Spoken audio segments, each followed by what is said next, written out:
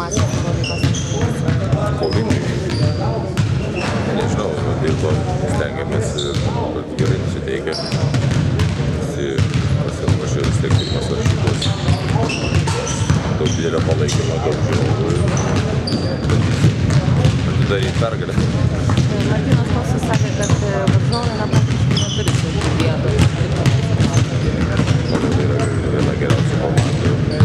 Tai demonstruoja savo žaidimą ir sunku, bet sakau, mes namuose tiek žinau, didelio palaikymo ir lengvai nepasiduoti. Ar užteko rungtynių pagauti tą žaidimą?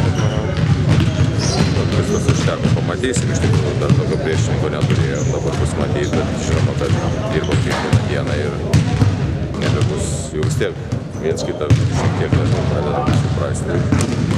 Žinoma, dar nėra geriausia forma, bet eisim rungtynes. Kokioj dabar stadijai pamatysim, manau, per varžybas.